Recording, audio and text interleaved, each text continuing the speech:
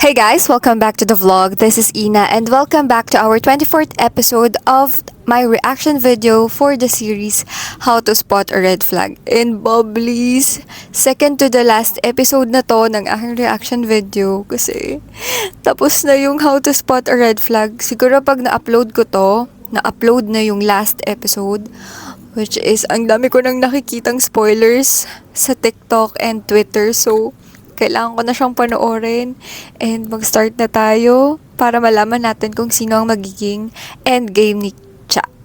Let's start in 3, 2, 1. Oh my God, sino kaya magiging last man standing dito? Grabe ka naman. Kung hindi mo ako tutulungan, magte-testify ako na kasabot ka namin. Feeling ko talaga ex ni Jackie si You need to JR. find a scapegoat kung ayaw mong madamay dito. I heard everything. You snitch on me para masura mo si Cha? Not just about Cha, damn it! Si JR nga lang talaga yung connection ni Jackie Bartolome sa legacy. So siya nga yung tinutukoy nung Renato Reyes. Ba't siya makikipag-connive kay Jackie? Eh, victim rin mo siya. Ha? Gano'n ka sigurado kasi na-victim siya. Paano kaya i-absorb ni Cha to? Grabe yung stress niya dito.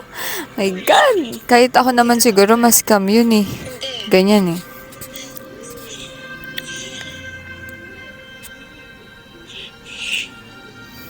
So si Jackie, She was a friend. Just like me. May hang-ups din with our families. They see us as losers, screw-ups, failures. Eh, gusto lang namin i-prove yung sarili namin to our families. I really didn't mean ano sasabihin mo? Sorry? Na hindi mo ginusto yung nangyari sa akin? Na hindi mo sinasadyang manloko ng ibang tao? Sorry, ha? Sorry na naman! Pucha, mukha kang sorry! Mukha kang sorry! Lagi ka ng sorry! Kailan ba magiging totoo yung sorry mo? Ha? Hindi ko alam kung naggusto talaga si Cha kay JR or she was being a friend during the time na magkausap sila nung talking stage sila. Na feeling ko naloko ako. Ano? Oo ka na oo? Di ka ba nakonsensya? Ha? Di ka ba naiyak? Jameson Blake is a good actor pero hindi ko makita yung emotions niya dito. Tanga na naman si Cha. Diba? Binigyan ba kita ng second chance, JR? Eh, bibigyan mo pa siya ng third chance eh. Wala eh. Ibigan kita. Tapos ito yung kapalit. Kaibigan kita, oh, di ba? sorry. Talaga bang wala nang kwenta maging mabait ka yun? Ah! Cha?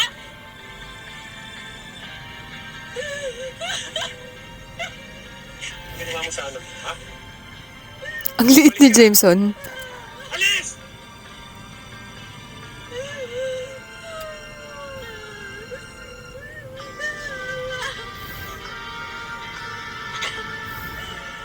Feeling ko masama yung pakiramdam ni Belle dito kasi iba yung boses niya. Paano kaya nung dinadub to, di ba? Bakit hindi sumasagot si Cha?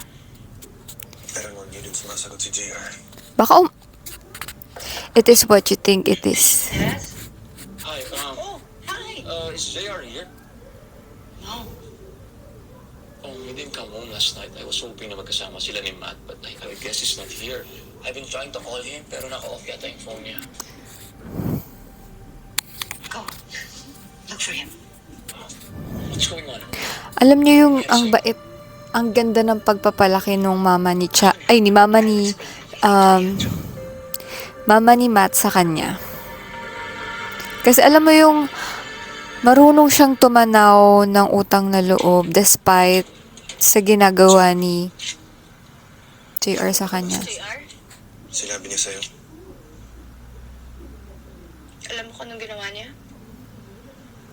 Kahapon ko lang nalaman yung tungkol sa scam. Kaya ba kayo magkaibigan? Kasi pareho ko hindi marunong magsabi ng totoo. Seryoso ba? Alam mo naman kung kailan ako nagsisinungaling, di ba? Nagpasa rin si JR. Nag-away kami. Kahapon. Dahil sa ginawa niya.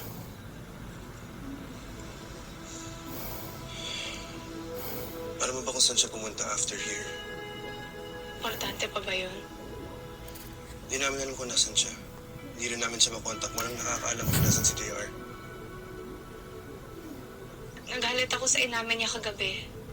So, umalis siya. Kaya narinig ni Mi, pati ni Papa, pinaalis. Eh, hindi ko alam kung saan siya pumunta. Alam niyo yung ugali niya, medyo impulsive siya, pero napaka-forgiving person niya kahit niloloko na siya ng mga tao Bakit sa naman paligid JR niya. yun? Gusto niya din maintindihan kung Hindi pa sapat yung pera bakit niya. nangyayaring ganun sa tao. Money, Cha.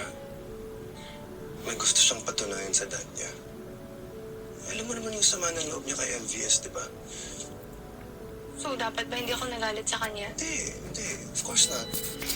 Your feelings are valid kasi naloko ka, di ba? So it's perfectly natural and normal yung reaction mo. Ikaw rin naman, di ba? Kaibigan ka niya. Pero parang okay lang sa'yo yung ginawa niya. Hindi ko naman sinasabi na baliwalain yung ginawa niya. Hindi ko rin sinasabi that you have to forgive him right away. Ikaw yan. Valid yung galit mo. Mali siya eh. Maling-mali. Nahirapan lang kasi akong isipin na yung kaibigan kong si JR. Nakuha niya akong lukuhin. Para ba siyang two-face na hindi ko kilala? Anong parang ganun talaga? Chai is a Two-faced good guy na who siya. got lost. That's it. He's just someone who wants to be loved by his dad. Yun yung totoong JR.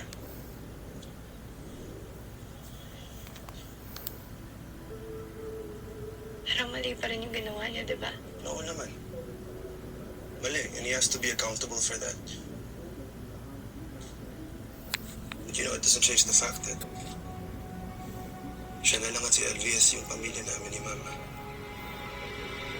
Like I always say, he's like a brother to me. At bilang kapatid niya, my job is not to judge him. My job is to try to help him and understand him.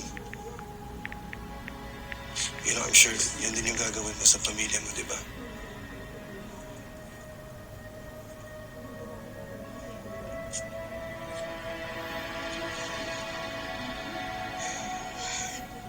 So, saan mo siya hanapin ngayon? Iniisip ko lang kung saan yung mga usual hangout places namin. I have to go. Go, go.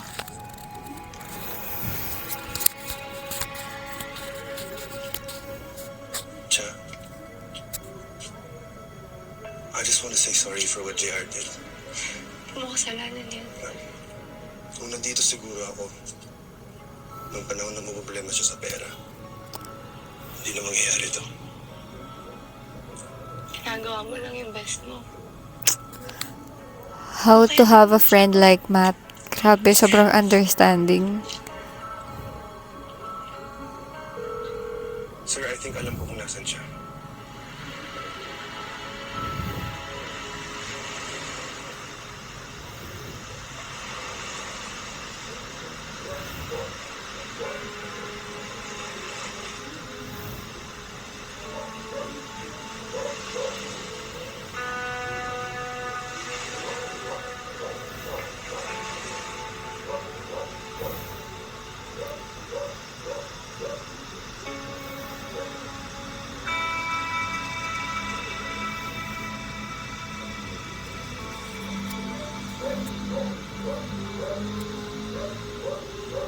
Umuupakan mo ko. Just do it. If not, Ang ingay nung aso. Nakakaloka. Sana hindi naririnig sa vlog ko.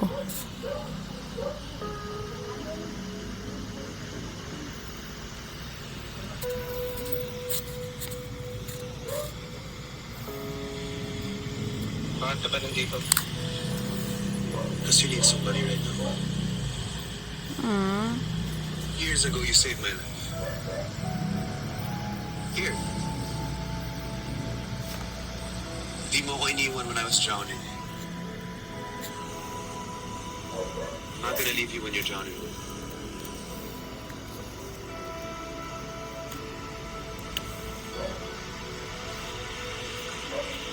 So, everybody knows? Umilang ni Mama. Tsaka dad mo.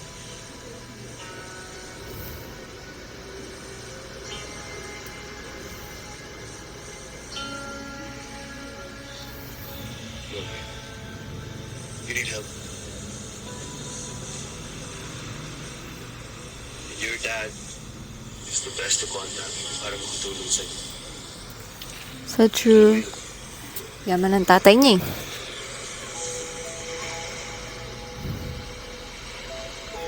JR.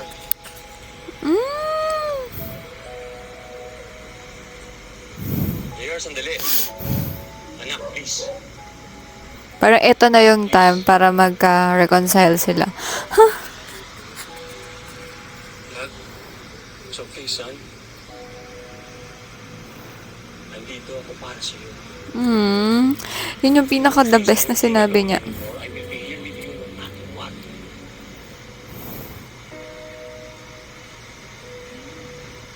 I don't know what to do, Dad.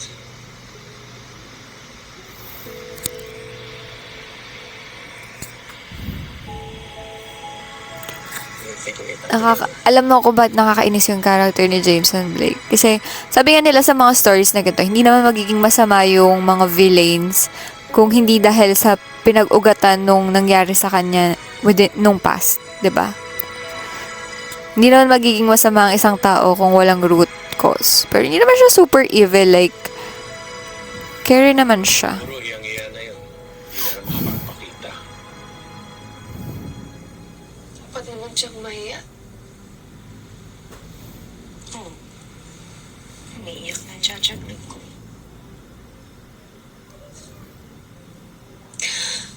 Kasi nga nagtiwala siya eh.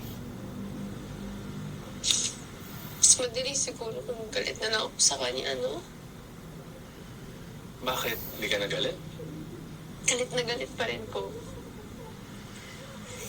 Pero kasi, may sinabi po sa akin si Matt na napaisip po ako. Ano siya, crossword puzzle na nakakapagpaisip?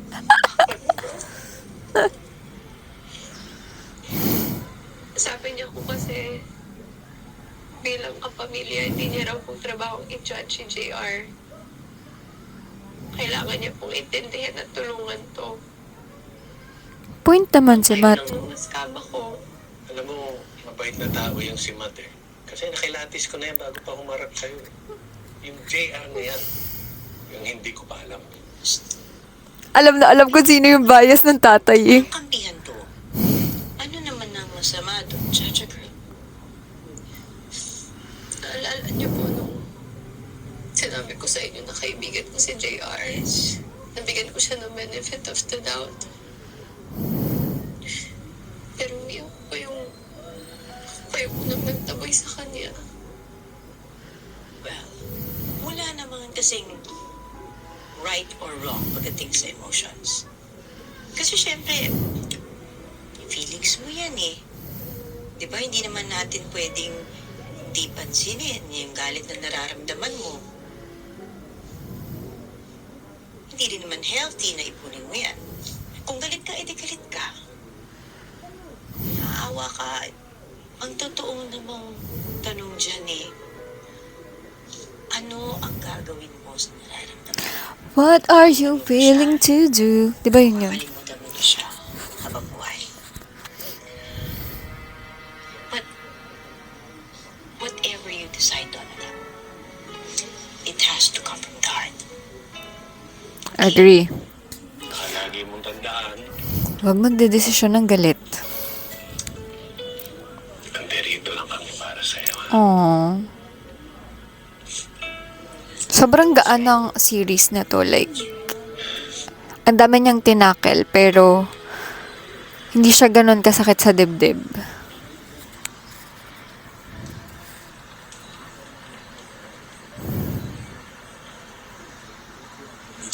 Kakausapin ko lang si Chief. Sir.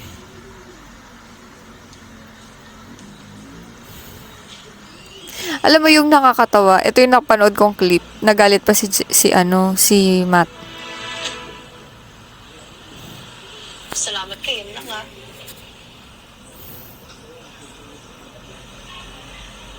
I'm really sorry, Cha.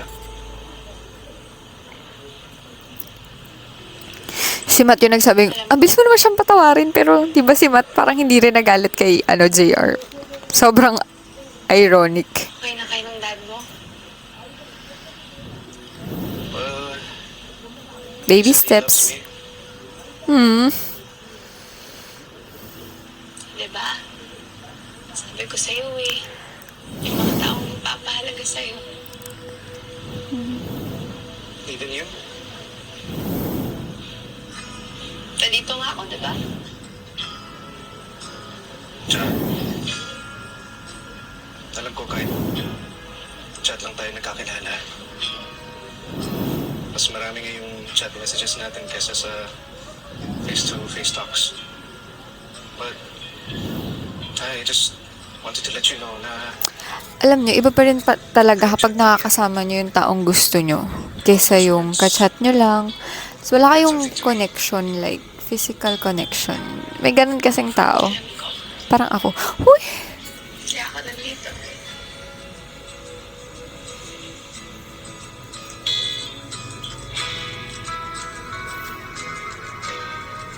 thank you for being here. Yes.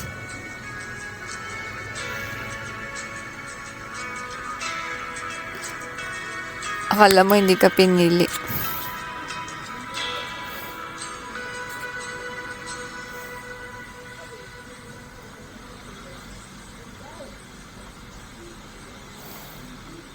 Pasensya na sa souvenir ko. Souvenir. You're doing the right thing. Alam ko. I just wish I listened to you noon pa. I could have done this way sooner pa.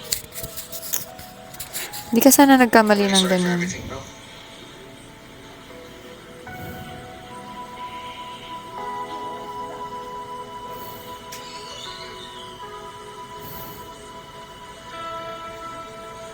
JR, let's go. Whatever happens, just take care of Chad. Okay? Always. Oo naman, kahit di mo sabihin, aalagaan niya si Cha.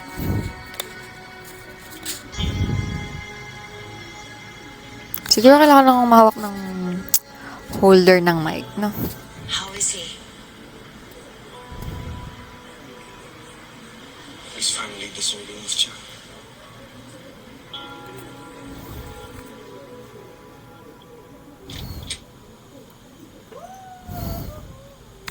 Pagod na pagod yarn.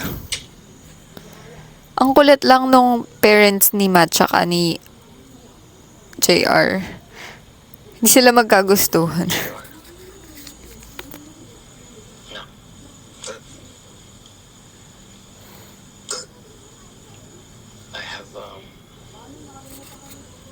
I have good news for you. I talked to her attorney and he said that they're giving you immunity dahil handa kang tumistigo doon sa syndicated cryptocurrency scam.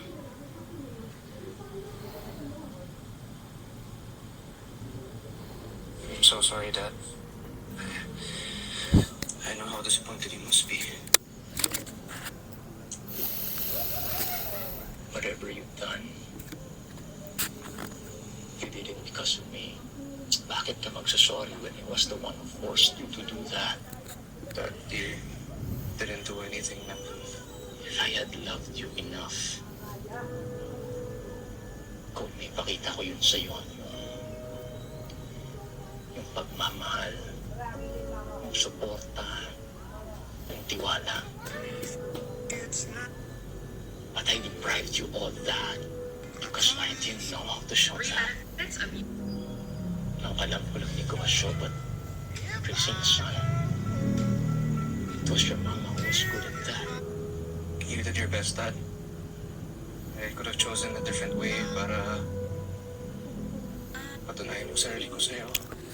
But I chose the easier way. You always told me na walang shortcuts sa mundo. And I should have listened. But I made it very hard for you to listen. If your mom could only see us now, Gagalit yun. And I failed her. we both did. But we still have time to make things right. Let her see that we're here for each other like she always wanted.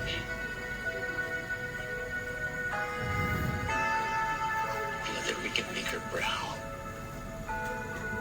And from now on, aside from being a father, I will be a better friend to you. I love you, son. I love you too, Dad. I'm so sorry, Dad. I love you too.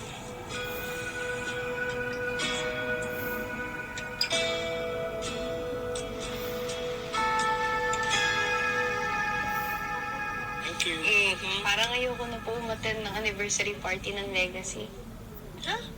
Eh, di ba may dance number kayo nila, Maxi? Eh, ang weird lang po kasi na-attend ako tapos magpa-party-party kami after na nangyari. Eh, paano kung di pa po umattend si Sir Leandro, si JR? Ay, naku. Lang. Good morning. Of course we're going. Sir, Where are you? Morning. Morning. Chan, I just got news na binigay sa akin ng immunity. In return, magte-testify ako against Jackie and Renato. sigurado na yan, sir? Yeah. Eh, nung nalaman ko ang good news, naisip ko na i-share sa'yo agad. Sinabi rin ng lawyer ko na i-freeze nila yung assets nila, Jackie and Renato. And they will liquidate as much as they can para mabalik kahit paano yung pera na scam nila. Teka, so mababawi na namin yung pera namin? Just give it some time. Mababawi nila lahat yan. Well, now it's time to celebrate. Kaya mag-RSVP ka muna sa i-invite. It won't be fun without you there. Sige na nga. Ayan, sir. Ang bilis kausap na siya.